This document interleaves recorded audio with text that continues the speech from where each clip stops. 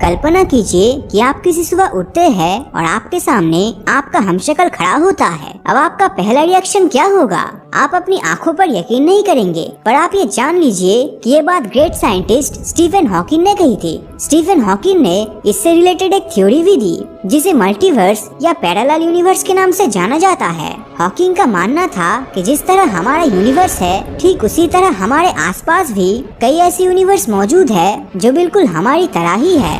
इनकी अपनी galaxies, black holes और शायद अपनी सिविलाइजेशन भी है। हॉकिंग अपनी बात बिग बैंग थ्योरी से समझाई थी। इनके अनुसार जिस तरह हमारा ब्रह्मांड बिग बैंग से बना था, ठीक उसी तरह हमारे यूनिवर्स के साथ कई दूसरे यूनिवर्स का निर्माण भी हुआ। और क्योंकि ये यूनिवर्स साथ में बने, इसीलिए ये फिजिकली भी हमारे यूनिवर्स की तरह ही होंगे। जो वैज्ञानिक हॉकिंग की इस थ्योरी से एग्री करते हैं, उनका मानना है कि जिस तरह हमारे यूनिवर्स में धरती पर सिविलाइजेशन है, उसी तरह फिजिकली सेम होने के कारण हमारे पैरेलल यूनिवर्स में भी ऐसे प्लैनेट्स है जिन पर जीवन की मौजूदगी है। वैज्ञानिकों के अनुसार एक साथ और एक ही तरीके से बनने के कारण इन्हें यूनिवर्स में जीवन की शुरुआत बिल्कुल धरती की तरह ही हुई होगी और ठीक इसी तरह आगे भी बढ़ा होगा। लेकिन ये जरूरी नहीं है कि वहाँ पर एवोल्यूशन भी इसी तरह हुआ हो, क्योंकि भले ही हमारे सभी पैरेलल यूनिवर्स हमारे साथ बना हो, लेकिन यहाँ पर कुछ ऐसी एस्ट्रोनॉमिकल घटनाएं हुई होगी जिन्होंने यहाँ पर जीवन को समाप्त कर दिया होगा। जैसे हो सकता है कि वहाँ पर एस्ट्रॉइड टकराया हो जिससे वहाँ पर जीवन पूरी तरह समाप्त कर दिया होगा। या दूसरी संभावना ये भी हो सकती है, ऐसे किसी ग्रह पर डायनासोर जैसे विशाल जीवों का अंत करने के लिए किसी तरह का कोई एस्ट्रॉइड नहीं टकराया होगा और आज डायनासोर वहाँ पर एडवांस सिविलाइजेशन की तरह रहते होंगे। जिसका मतलब है कि हमारे पैरेलल यूनिवर्स में फिजिकल लॉस तो सेम है, लेकिन वहाँ पर छोटे छोटे चेंजेस के कारण परिस्थितियाँ बहुत ज्यादा अलग हो सकती है। पैरेलल यूनिवर्स को लेकर वैज्ञानिक आज तक सिर्फ यही एक थ्योरी नहीं दी है, बल्कि इसे समझने के लिए कई वैज्ञानिकों ने अपने अलग अलग थ्योरीज दी। जैसे ह्यूज इवर्ट ने मल्टीवर्स की थ्योरी को एक्सप्लेन करने के लिए क्वांटम मैकेनिक्स पर आधारित एक एक्सप्लेनेशन दिया। इस एक्सप्लेनेशन के मुताबिक हमारे आसपास घटने वाली हर एक घटना एक अलग यूनिवर्स को जन्म देती है। आप इसे इस तरह समझिए कि मान लीजिए आप इस यूनिवर्स में हमारा वीडियो देख रहे हो और आपके पैरेलल यूनिवर्स में भी आपका हमशक्ल हमारा ही वीडियो देख रहा है, लेकिन आप इस वीडियो को यहीं पर बंद कर देते हैं और आपके पैरेलल यूनिवर्स का आदमी इस वीडियो को बंद नहीं करता है। अब यहाँ पर ये पॉसिबिलिटीज क्रिएट होती है कि अब आपको इस वीडियो के बारे में कुछ भी नहीं पता, पर आपके पैरेलल यूनिवर्स में मौजूद आपके हमशक्ल ने ये वीडियो पूरा देखा है और उसे इस वीडियो के बारे में सब कुछ पता है। और इस वीडियो की तरह और भी कई ऐसे काम है जिनके कारण इन दोनों प्लेनेट पर कई सारे डिफरेंसेस आ जाती है। मतलब बहुत छोटे छोटे चेंजेस इन दोनों ग्रह पर एक बहुत बड़ा डिफरेंसेस क्रिएट कर देता है। और इसलिए हम ये नहीं कह सकते कि मल्टीवर्स में मौजूद सभी यूनिवर्स बिल्कुल हमारे यूनिवर्स की तरह ही हो। कुछ इसी तरह की बात नेशनल एकेडमी ऑफ साइंस के मेंबर एंड्रे लिंड भी कहते हैं। लिंड कहते हैं कि हम भले ही फिजिक्स के लॉस कांस्टेंट मानकर हमारे आसपास मौजूद पैरेलल यूनिवर्स में जीवन की मौजूदगी को सही माने, लेकिन किसी भी प्लेनेट पर जीवन की शुरुआत के लिए सबसे जरूरी फंडामेंटल लॉज होते हैं। अगर हमारे ब्रह्मांड में इन फंडामेंटल लॉज में छोटा सा भी चेंजेस हो जाए तो हम इंसानों का इस धरती से नामो निशान मिट जाएगा। उदाहरण के लिए अगर हम इस यूनिवर्स के सभी प्रोटॉन का साइज महज 0.002 गुना बड़ा कर दे तो ये सभी अनस्टेबल हो जाएंगे, जिससे पूरे ब्रह्मांड में मौजूद सारे के सारे एटम्स एक एक करके खत्म हो जाएगा और हमारे ब्रह्मांड का नामो निशान मिट जाएगा।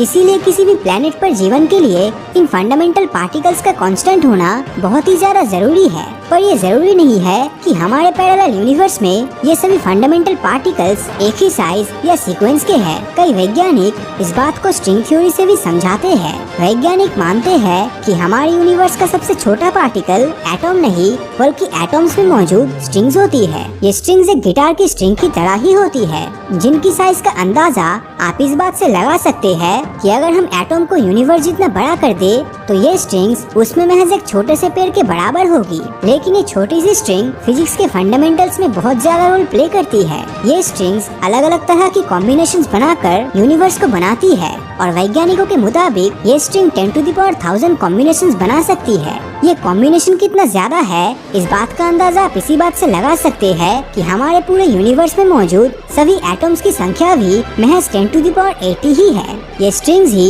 यूनिवर्स की फिजिकल प्रॉपर्टीज जैसे इलेक्ट्रोमैग्नेटिक फील्ड, ग्रेविटेशनल फील्ड और सिंपल मैग्नेटिक फील्ड्स को बनाती है। और इनके इतने ज्यादा कॉम्बिनेशंस के कारण हर यूनिवर्स में ये फिजिकल प्रॉपर्टीज अलग अलग होती है। हमारी धरती पर भी लाइफ सिर्फ इसलिए पॉसिबल है क्योंकि इन सारी स्ट्रिंग्स ने मिलकर हमारे यूनिवर्स में एक बहुत ही रेयर और रैंडम कॉम्बिनेशन बनाया है, जिसने इंसानों के रहने के लिए इन सभी प्रॉपर्टीज को जन्म दिया। स्ट्रिंग थ्योरी के कारण हम ये नहीं कह सकते कि हमारे पैरेलल यूनिवर्स में भी जीवन मौजूद है, पर हम इसे नकार भी नहीं सकते। जो वैज्ञानिक स्ट्रिंग थ्योरीज का विरोध करते हैं वो एंटी मैटर की थ्योरी से अपनी बात सही साबित करने की कोशिश करते हैं। एंटी मैटर मैटर का बिल्कुल उल्टा होता है। हम जिस यूनिवर्स में रहते हैं वो मैटर का बना है, लेकिन कॉस्मोलॉजी के हिसाब से मल्टीवर्स में जितने मैटर्स है उतने ही एंटी मैटर्स है। इसीलिए भले ही हमें पता न हो, लेकिन हमारा यूनिवर्स का एक माइनर यूनिवर्स भी एंटी मैटर में एग्जिस्ट करता है।